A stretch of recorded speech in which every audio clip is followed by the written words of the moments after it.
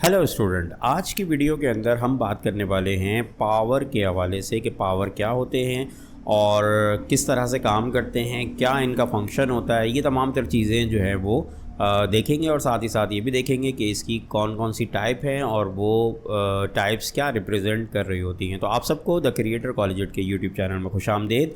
और मैं आपका टीचर साजिद अकरम, जिसका मानना है कि मैथमेटिक्स एक गेम है और मैं आप लोगों को ये गेम खेलना सिखाता हूँ।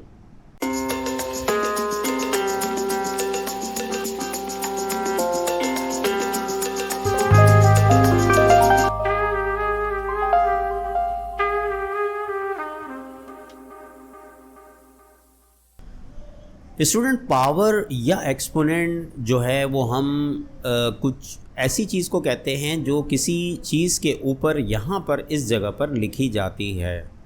ये नंबर भी हो सकते हैं, वेरिएबल भी हो सकते हैं, बहुत सारे नेगेटिव भी हो सकते हैं, पॉजिटिव भी हो सकते हैं, बहुत सारी चीज़ें होती हैं, लेकिन इस जगह पे लिखी जाती हैं। इसको हम एक्सपोनेंट कहते हैं। ये इसकी पोजीशन है, इसको लिखने की जगह यही होती है ऊपर। और जिस चीज़ के ऊपर एक्सपोनेंट लिखा जाता है, यानी जैसे यहाँ पे 5 के ऊपर लिखी हुई है, उसको हम बेस कहते हैं।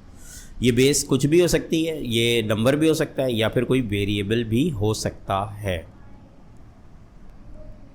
हमने ये तो समझ लिया कि पावर को लिखा कैसे जाता है। अब ये पावर जो है इसका क्या ताल्लुक़ होता है बेस के साथ और ये क्या करता है, तो ये यहाँ पे हम समझेंगे कि जैसे अगर वहाँ पे हमने देखा 5 की पावर 2, तो 5 की पावर 2 का मतलब है कि 5 जो है वो 2 दफ़ा मल्टीप्लाई हो रहा है अपने आप से, ठीक है ना। यानी उसको 5 को ही मल्टीप्लाई किया जा रहा है। अगर 3 लिखा हुआ है तो इसका मतलब है 5 3 टाइम्स मल्टीप्लाई हो रहा है। x की पावर 4 है तो इसका मतलब है x 4 टाइम मल्टीप्लाई हो रहा है।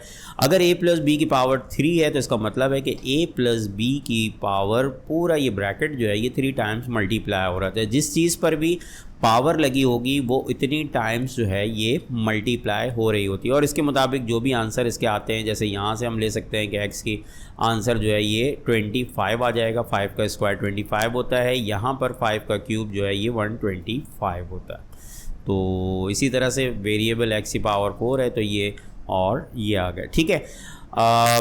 अब चलते हैं हम पावर्स के हवाले से कि पावर्स की हमने कुछ टाइप्स देख रखी हैं और उनको हम देखते हैं। जैसे टाइप्स की अगर हवाले से बात करें तो हमने पॉजिटिव पावर तो हमने देखी है, डिफरेंट पावर्स होती हैं पॉजिटिव। उसके अलावा ज़ीरो पावर एक अहम केस है, इसको समझना है, इसको अभी हम समझते हैं। उसके अलावा नेगेटिव एक्सपोनेंट या फ्रैक्शनल एक्सपोनेंट क्या होती है, इन तमाम को हम देखते हैं। तो सबसे पहले हम बात करते हैं पॉजिटिव पावर की या पॉजिटिव एक्सपोनेंट की। ये इस तरह से आपके पास कुछ एग्जाम्पल हैं। ये आपको जैसे 2 की पावर 3, 5 की पावर 2, 7 की पावर 4, a प्लस बी की पावर 3, और इन तमाम के अंदर अगर आप देखें तो ये सारे के सारे नंबर जो हैं ये पॉजिटिव हैं, तो इनको हम पॉजिटिव पावर कहते हैं, ठीक है जी।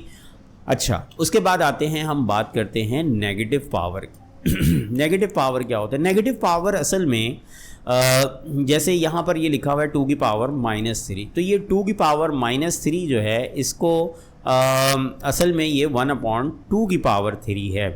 -3 का मतलब है 2 की पावर 1/3, यानी कि ये 1/8 है, ठीक है जी। तो 2 की पावर 3 का मतलब 2 की पावर 3 का मतलब 8 होता है, जबकि 2 की पावर -3 का मतलब 1/8 होता है।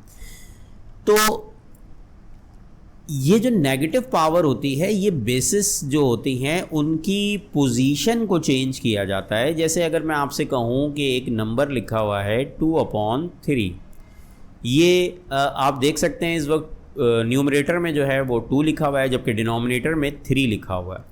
अगर मैं इन दोनों की जगह को चेंज कर दूं, यानी न्यूमरेटर को डिनोमिनेटर और डिनोमिनेटर को न्यूमरेटर में लिखना चाहूं, तो फिर मुझे लिखने के लिए इसके ऊपर पावर -1 लगानी पड़ती है। तो ये इस तरीके से लिखा जाएगा। तो ये होता क्या है, ये नेगेटिव पावर आती कब है? जब किसी बेस की जो है वो पोजीशन को चेंज किया जाता है, यानी कि न्यूमरेटर से डिनोमिनेटर या डिनोमिनेटर से न्यूमरेटर की पोजीशन पे लेकर आते हैं, तो फिर इसकी पावर जो है वो लिखी जाती है नेगेटिव में।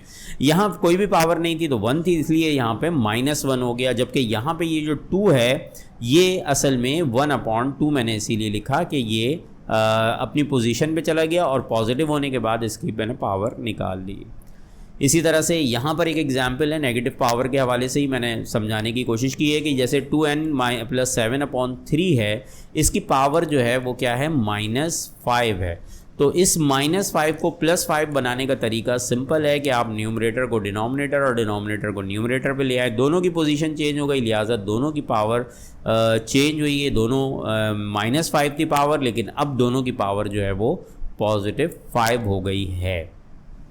और अगर इसको डिटेल में समझना चाहें तो देखें, इस स्टेप के बाद हमने क्या किया कि हमने 2n और यहाँ कर लेते हैं, हमने क्या किया कि हम इस 2n को अगर हम देखते तो इसकी पावर जो थी वो 2n + 7 की पावर -5 थी और 3 की पावर भी -5 थी।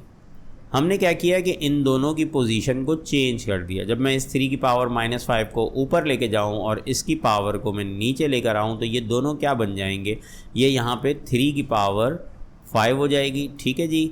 जबकि इसकी पावर जो है ये 2n + 7 की पावर 5 हो गई। तो आपने देखा दोनों की पावर 5 हो। मैंने इसको डायरेक्ट कर दिया ताकि स्टेप बच जाए। आप लोगों को मैंने ये एक्सप्लेन कर दिया, उम्मीद है आप लोगों को ये समझ में आ गई होगी। नेगेटिव पावर या नेगेटिव एक्सपोनेंट ये होता है और ये इस वजह से होता है, बाकी ये पावर्स की शक्ल में आपको नज़र आती है। इसको हम इसी तरह से सॉल्व करते हैं कि पॉजिटिव नेगेटिव ये बनाना होता है, किसी सवाल में कुछ करना होता है तो हम इस तरह से इसकी कैलकुलेशंस करते हैं, तो उसमें हम इसको इस्तेमाल करेंगे। तो ये होता है नेगेटिव पावर।